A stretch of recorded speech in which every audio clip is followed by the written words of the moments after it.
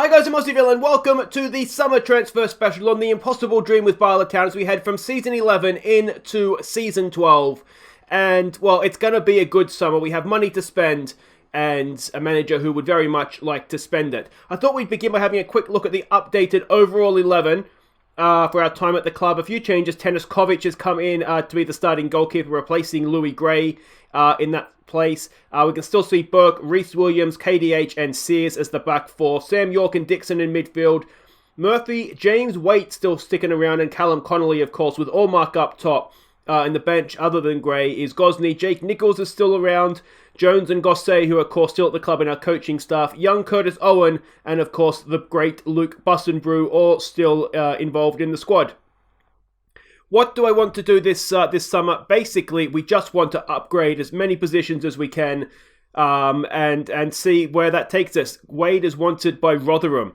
Now, we do have a 50% sell-on fee. I wonder if we look to do that this summer. You can see, I mean, we may lose some players here this summer. I'm hoping we won't. Norrington Davies' contract is up. He will probably be leaving. We are going to need a left back. That's one thing we are going to need. We can see, though, there's a number of our players wanted by some biggish clubs as well. Spurs, amongst others, that want Tommy Williamson. Lee Goddard is wanted by some bigger English teams. The Big Mac is wanted by Manchester City and Real Madrid. We'll probably have a tough time convincing him Bala Town is where he wants to be in place of Real Madrid. But we'll see what we can do. We just don't know. We just don't know. We are going to need a left back. Montgomery, unfortunately, Manchester United want to use him in their first team, so that's unlikely to happen. But we do have money. We've got just under 40 million to spend. We've got, about $500,000 a week we can add to the wage bill. So we have the options to spend money, to spend big, and I'd like to think this summer might be the summer we go and do that. Alright, we have some end-of-season awards for the Welsh League to catch you up on, and Brett Pooler has won the Player of the Year. So it's got to be the first time in a long time it's not Damien Allmark. Wade has won up there as well, so it's a little bit disappointing, to be honest, that we haven't, it's not one of our players that have won that, but there you go, that is that. One thing to maybe catch up on, Manchester City is showing some interest in us. Obviously, we're not going, but there we go. Brett Pooler has won the Golden Boot. He has beaten Damien Allmark to that award, and again, that's the first time in a number of... It just goes to show how bad of a season he had, that he didn't even win the Golden Boot this year. Absolutely outrageous. Only 15 league goals for him this season. He almost wasn't second. It's only the fact that we dropped him that he stayed second in the goal-scoring tally there. Yamaguchi, Young Player of the Year. Well done to you, sir. We do have a good history of this award, so Tamaguchi back-to-back for our young Japanese midfielder there. I have won Manager of the Year. Hooray for me. Evans, the director of football, is pleased with that. Team of the season, Teniskovic. And how did Allmark make Team of the Year? Absolutely outrageous. So there is that. And a little bit of bonus money there for those guys that made the Team of the Year as well. You've got to say, I don't think Allmark's going to win Welsh Player of the Year, and he was going for 4 in a row, but we'll find out in January, of course. But there we go. That is the Welsh League done and dusted. We should have a quick look at how everything finished up. It was Clonelly Town that won the European playoffs, so I think that means that they're going to be in Europe, despite having been in the bottom group. They've gone and beaten everybody above them, and they will be in Europe next year. So it's going to be them, the New Saints, and Kefan Druids. So we'll begin to try and strengthen their squads for them if we can. Have a quick look at the other divisions. Coming up, it's going to be Clendundo, however you say that, are coming back up. They absolutely walked the Northern League, so well done to them on that front. And the Southern was won by Carmarthen Town, so they walked that as well. Not much of a season in the lower leagues, was it? So it's Carmarthen and Clendundo that are coming back up to join us next season.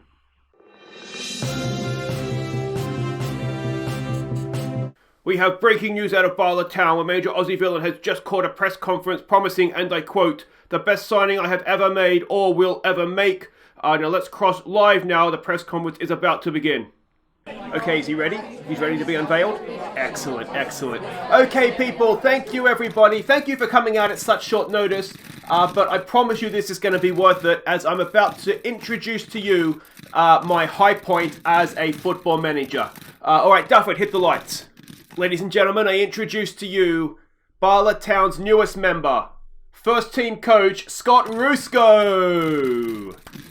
Oh, I couldn't be happier. Isn't he beautiful? Isn't he beautiful? This is going to be great. So there we go. Scott Rusko joins us as a coach. He is my subordinate, and I cannot gonna have some fun with this. Scott Rusko joins the Barlatown coaching staff, and that I couldn't be happier. I really could. Oh, it's fantastic. It's just so he does have a management release, but hopefully we'll just keep offering him more and more money to make sure he stays in our coaching staff. Brilliant stuff. Now we have had, of course, 2030 is a World Cup year. So we do have 5 players heading off to the World Cup. They are Yamaguchi, Billy Cameron with Scotland. Now I don't think he has a cap for Scotland. So he's going as an uncapped player. Also Sam York, Norrington Davies, and Brewerton will all be heading off to the World Cup. You can see Wade was disappointed to have missed out, and Curtis Owen also was in the sort of the initial squad, but didn't get picked in the final 11. So, or for 23, I should say. So that is that. But Scott Rusko. All right, a few little bits to catch you up on here. First of all, Billy Cameron did make his debut for Scotland, so well done to him. He is now wanted by Dundee United, but I don't think they can afford him. So there we go. Well done to Billy Cameron. We have had a bid come in for Lee Goddard. Absolutely miserly, so he won't be going anywhere. But the important thing here is the transfer, not the transfer, it's called commercial summary. So let's have a quick look here. We have got some more major deals, which is good, up about 100 grand. So sponsorship is up a little bit overall. Hospitality is down a little bit. Matchday revenue is down a little bit. Broadcast revenue is down a touch, but still over £1 million, which is good. Prize money, £32 million we got, which is up almost 10 million on last year. And that's a lot. That's so much money for a Welsh club, obviously. Total merchandise we saw, I think that's way more than we've sold previously. Dimov was the number one guy. Now, unfortunately, Manchester City want him back, so we won't be able to have him back again next season unless something changes there. Williamson, hopefully, will be staying. York, Big Mac, and Kusuk, who again, who's he from? He's from Schalke. They want him back in their first team. So the 3 guys we had on loan, Montgomery, Dimov, and Kusuk, unfortunately, they've done so well that their much bigger, illustrious clubs want to use them in their first team. So that's a bit of a shame. But it is what it is. So there we go. That's the commercial summary for this year. We've got some transfer irons in the fire, so we'll see how we do. We're at June 9th, so still plenty of time.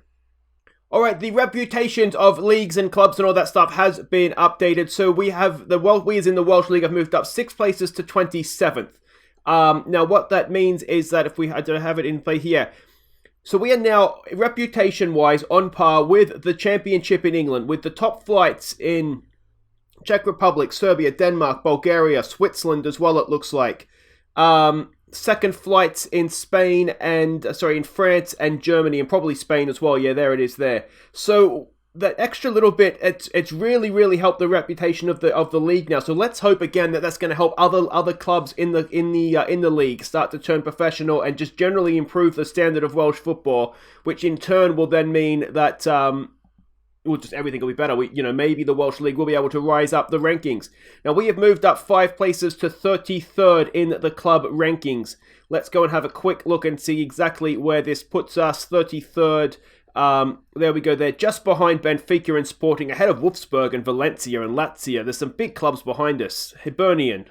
Tottenham are down there as well. And we've still got, you can see we got 15 points and 16 points last season. So we've still got 2 seasons here of relatively small points to defend.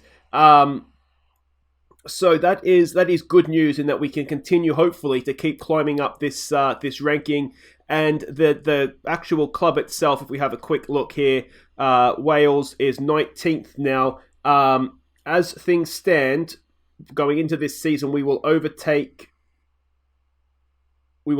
Serbia at least, if all things being equal. So hopefully some of the other teams can do a decent job here for us, and we'll start to be able to get up and get to the point where maybe, just maybe, in future seasons we won't have to play the first qualifying round of Champions League. Who knows? All right, there we go. That's the update.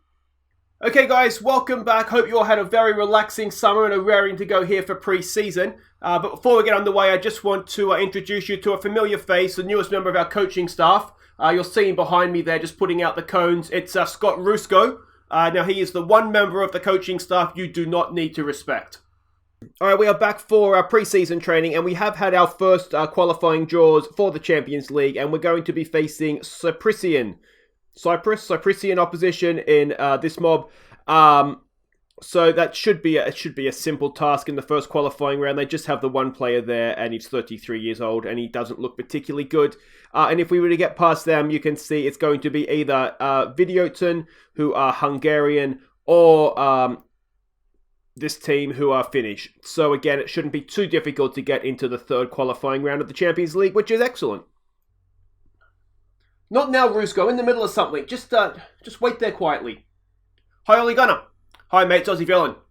Good, thanks. I'm great. Really, really good. Listen, mate. I need a left back. I'm going to need you to change your mind and loan me Harry Montgomery again this season. Yeah, I thought you might say no. So, mate, if you just go and check your email for me. Yeah, look, it'd be a massive shame if those photos got leaked to the press, wouldn't it? Yeah, not just a baby face, I see. So I'm going to ask you again here, Ole. Can I please have Harry Montgomery on loan this season? So there we go, a little bit of wheeler dealing, a little bit of blackmail, and Harry Montgomery has joined us again on loan for this season, which is absolutely magnificent stuff. B+ signing, obviously, by the fans. It's really, really good to have him. He's still a wonder kid. Manchester United, they changed their mind. Don't know why, but he's back. He was brilliant for us last year, of course, got the goal at home against Manchester City. Didn't play much in the league, but we know he was very much a European player for us, and it's fantastic news to have him back. We're at July 11th, so a fair bit has happened in the transfer market. Let's go and have a look. I say a fair bit has happened. Actually, what's happened is players have been released.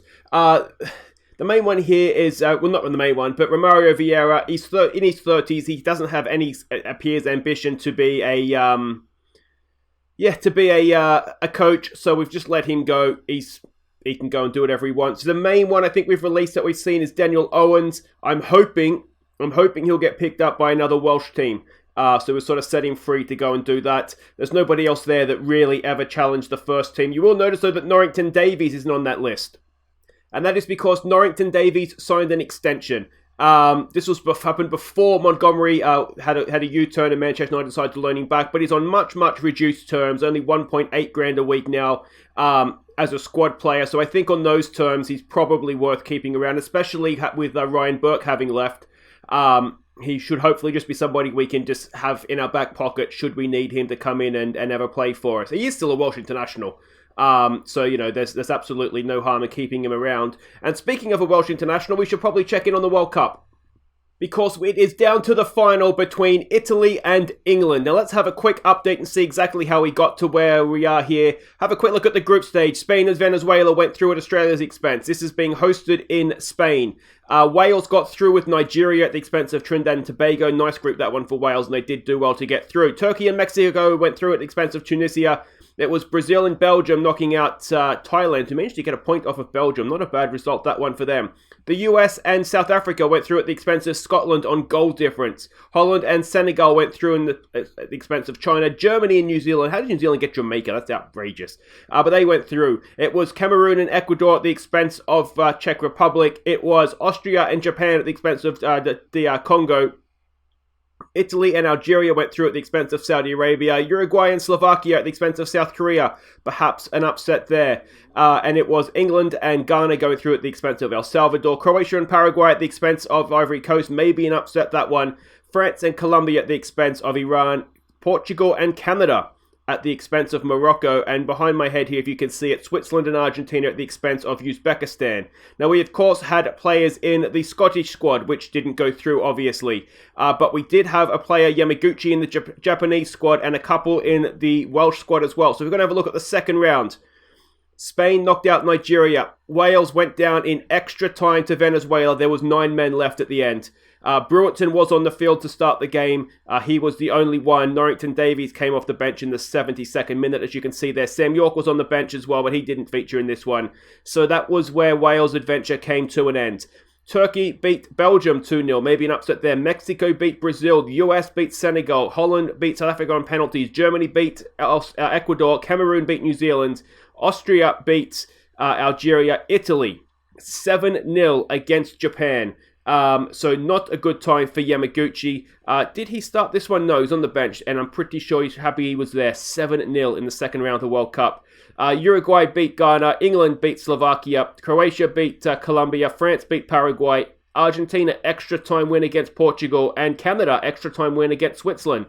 takes us to the third round. It was Spain beating Mexico. It was Turkey beating Venezuela. The US beat Cameroon. Germany beat Holland. It was England beating Austria. Italy snuck past Uruguay. Croatia knocked out Canada. And Argentina got past France on penalties. Into the quarterfinals we go. Spain beat Germany. The US beat Turkey.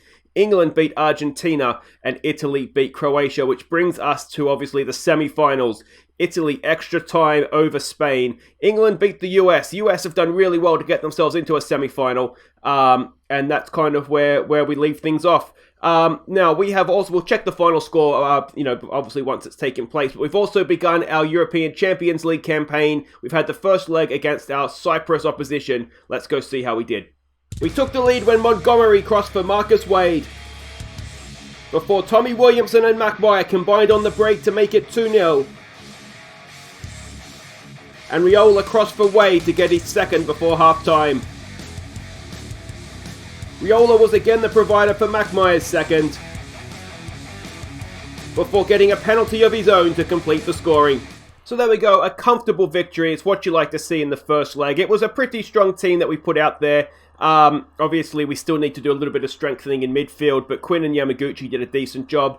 And you'd like to think we will see this out in the second leg, and it'll be a nice relaxing trip to Cyprus in the middle of July. It will be, I'm sure, very nice, cool weather there, won't it? Anyway, when there's more to report, we'll come back.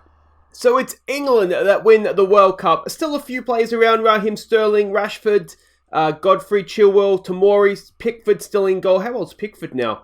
36-year-old Pickford. So it's England that are World Cup champions. So well done to them. Foden's still there, Henderson, Bellingham as well. Sancho on the bench. So there we go. Excellent stuff. Congratulations to England. And if you're interested in the third place playoff, it was Spain 1-0 over the US. Now we have played the second leg of our first qualifying round in the Champions League. So let's go see how we did in that one. Joel Tony headed us into an early lead. Billy Cameron crossed for Damien Olmark to make it 2-0 at the break. AEK pulled one back, before Norrington Davies crossed for Rene Felge to complete the scoring. So there we go, it was a comfortable second leg. It was very much a rotated team. We were just looking for match fitness, get players fit in this one. Felge did a good job, got man of the match. It was good to see Olmark getting himself off the mark for the season, hopefully. First of many for him this year. He needs to be much, much better than last season. Bukley, one of the youngsters, got a game off the bench. We gave Ben Evans, another of the youngsters, a start in this one. They all look quite good. Not much of an opposition, I know, but had a heart attack when Harry Montgomery went off injured. It was just, especially a potential knee injury, just a bruise. It was just a bruise, so he was fine. And we are playing, I think, a bit of a surprise for me. We've got the Finnish team in the next round. I fully expected, I'll be honest, to be playing the Hungarians. But no such luck. Well, not no such luck. I think we'd rather be playing this mob, to be honest. If we have a quick look here, if I can see it, they won on away goals 1-1. So you'd fancy us to be able to beat them and beat them well.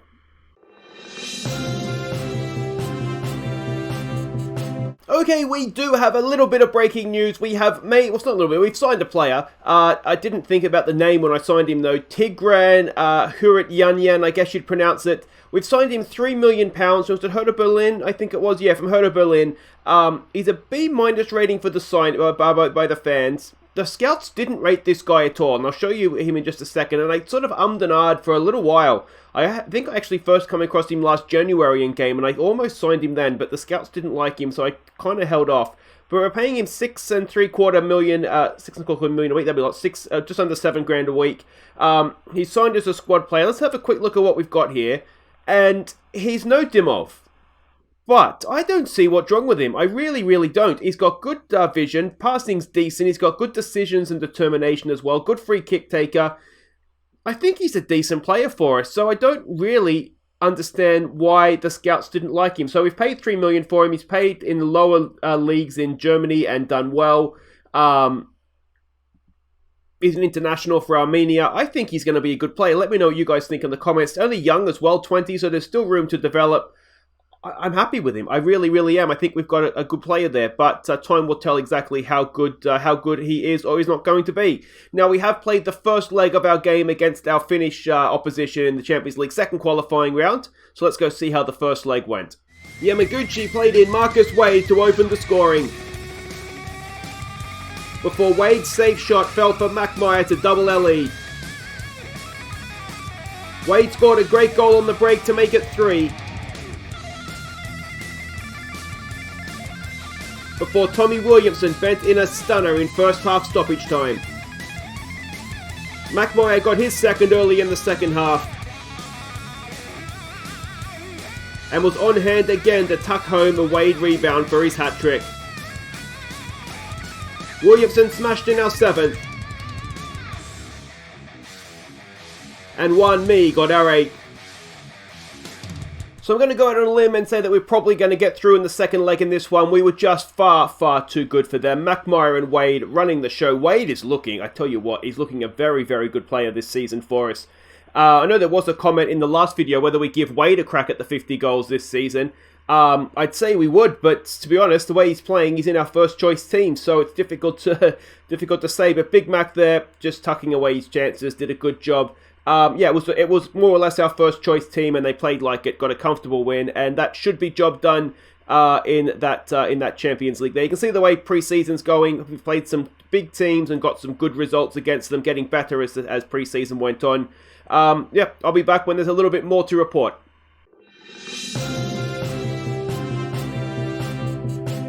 Alright, more breaking news and another signing as Richie Gibbons has joined us on a free transfer on just on $9.5 a week, a regular starter, 4-year deal it is. B- by the fans, maybe fair enough. You can see they're worried about the squad being overloaded now with midfield orchestras. Let's have a quick look here and see what we've signed. And you can see here he is a sort of just a midfield player. We obviously needed to replace Dimov, and I'm not completely. The scouts have put me off a little, not put me off, but confused me with our Armenian friend. But this guy here, good technique, good passing, good vision, good work rate, good determination as well. Lacks a little bit in jumping reach, but everything else there for a midfielder is relatively solid. So I think he'll be a good player for us. We can see there he did come through at Manchester United, never really settled into any team, was on loan at Bristol City, would have played with Ryan Burke last season at Bristol City. Didn't do too good, but I'm hoping he'll do okay for us, but if not, we've got him on a free. We should be able to sell him on, without it being too detrimental to us. He's got a lot of player traits there as well. So I think, let me know what you guys think. I think he'll be a decent player for us. Arguably at $9.5 a week, it needs to be a little bit more than that. But anyway, that's where we are. You may have noticed here as well that Callum Connolly has moved. He has gone off to Ipswich now. He's just not quite at the level that we require, but yeah, he's sort of moving around trying to find himself a club. And the bids for Tommy Williamson, they're getting serious. The board haven't stepped in yet. Now we have that 60 million release fee. I'm thinking that's an absolute masterstroke. But yeah, 13.25 million for Tommy Williamson, Burnley has come in with. We did have the second leg of our game against the Finnish team, so let's go and see how that went. Centre-back Ben Evans got the only goal. So there we go, maybe a little bit disappointing after winning away from home 8-0, but it was essentially a Wags team that played this one. You can see we dominated the game, we just couldn't score. Allmark up top, embarrassing himself again, not being able to score against that level of opposition. I'm wondering what we do with him, to be honest. I mean, he's worth £1 million, he's not. But yeah, he needs to...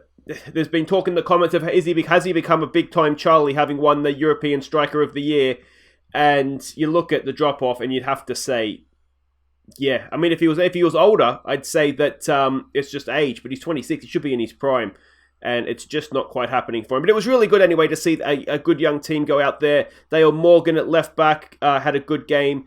We don't get to see too much of him. But Ben Evans, a youngster, came through the academy, got the goals, I said. Bukley did well playing in midfield for us, as did Denny Gami. Yeah, even Ap Gareth got a game in the Champions League. He almost got a goal as well. There was one that just got cleared off the line. But anyway, we do have our tie for the next round. And that is against Larne of Northern Ireland. Now, if you're wondering why that name sounds familiar, it's because we've sold a few players to them over the years. But Adam Maurice, none other than Adam Maurice is in their lineup. So we will be playing him in the next round of qualifying in the Champions League. And also Michael Stewart, who was formerly at our club. He is still there as well. So 2 ex-Bala players, we'll be seeing them again in the Champions League. It'll be good to see them. Hopefully they won't enjoy it too much though. Okay, we are now at game day of the Larne or however you say it, Champions League tie. So that brings us to the end of the transfer special.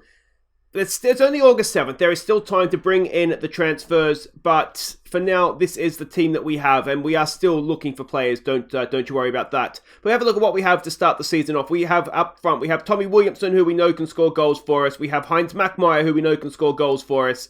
We also have Damien Allmark, who used to be able to score goals for us. Rene Felge, who we may or may not look to move on, given that he's not WAGS qualified. We also have Marcus Wade, who is an absolute star. And the other guy that we do have, where is he here? He's going to be hiding from me, is he? But we do have, here he is here, Marcus Burgess. He is the reason why I might look to move on Rene Felge, because he is WAGS qualified and he's quite good as well. So there we go. That's what we have up front. If we look at the number 10 role, obviously Tommy Williamson can play there. We do have the new boy, Hara Tuyayan, who looks quite good to me. Ewan Dixon, obviously, still club captain, can still do a job in there for us. Yamaguchi can do a job in there for us. We also have Demi Gami, who can go in there, as well as Sam Evans, who is more than capable of playing in the number 10 role. If we look wide left, we know that Riola's quality. He's shown that to us. We know that Sean Davies, as WAG qualified, is a very useful player out there. Then we have Denny Gami, who can play out there, lacks a little bit, but he's getting better and better, so maybe there is a potential winger there. And the other youngster that's WAG qualified is Lewis James. He's still not currently a natural out there, but he's left-footed, and we are trying to retrain him. So they're sort of our left-sided options. We know that we don't usually play with wingers in Europe, which is why we look a little bit thin there, perhaps. On the right side, Riola can play out there. He won't do it too often. We know Marcus Wade can do it out there and can do a decent job in Europe. The other options right now are Marcus Baker and also, obviously, Ap Gareth. I am thinking we will maybe try and loan in a quality right winger so we have that option in Europe if we need it. I don't think right now, if Wade goes off or isn't available or for whatever reason isn't playing, there is no one really else out there that is any sort of quality to play as a right winger. If we go back a little bit further in midfield, I think we've strengthened quite well here. We know we had Thomas Quinn last season. We have Gibbons coming in, who I think is going to be a good player for us. Obviously, Tommy Williamson can play back here. Curtis Owen is WAGS qualified and a good option. Sam York is WAGS qualified, a good option. Also has signed a contract extension over the summer. So he's here for another 3 years, which is excellent. Yamaguchi is a good player, not WAGS qualified, but I think he is just about European quality. Brewerton, again, not WAGS qualified, but he is Welsh and quite good. Buckley is WAGS qualified, came through our academy and is looking to be a really good player for us. Obviously, the new boy, Harit Tidyanyan, is quite good. And Denny Gami obviously can play back here. And there's a couple of other youngsters that can as well. At centre-back, we know that we usually will play 3 centre-backs in Europe. We know that Juan Mi is quality. We know that Lee Goddard he's never really let us down. KDH is WAGS qualified and a good player for us. Joel Tony is someone who I think is just about maybe ready to make the step up into the European team. Griffith McMenemy is solid as well. We also have O'Halloran, we've had a couple of bids come in for him around about his value of £1 million from English, like sort of Sunderland, sort of championship level clubs. Tony again. We know Ben Evans is WAGS qualified and has been looking quite good. Gurke, is WAGS qualified, got good potential. We may loan him out this year. We'll see how we're going. And the youngster Morgan, who is more of a left back but can play centre back, and maybe he lacks heading, but maybe there is a centre back there more so long term than a left back. If we go over to the right hand side of the defence here, we know that Ignatievic will get up and down that right wing for us, playing in Europe as well as a wing back. We also have Lee Goddard, who can do a good job in that position. We also have, of course, Billy Cameron, who is more the backup in that position. And obviously Griffith McMenemy is the WAGS qualified player who will play out there in the WAGS tournaments. And on the left, it's Montgomery, who is an absolute star, a wonder kid. So he will be out there. We kept Norrington Davies on for another 2 years on less money, so he's here. Obviously Morgan as well. And the WAGS qualified Dan Robson is still here as well. I do think we need to strengthen, but definitely left side for when Montgomery leaves. But the main reason we got him back in on loan is because we know we need to strengthen it. Goalkeepers, Tanaskovic, last season's Viewer Player of the Year. He will be the number 1 for now. I have been looking to see if there's another goalkeeper available, but no one that we've been able to get in. Dimitri Hughes will be the backup again. Hopefully we won't need him. We saw last year he was an absolute shambles when he played. The WAGS qualified keepers are Ewan Burgess and Warren Gordon. And that just about brings us to the end. So let me know in the comments how you think we've done. As I said, there is still time to go, and we do need to fill in some places. If we look at the finances, we've still got a lot of money, 35 million to spend. We've still got a lot of money in the wage budget as well. So there's money there to spend.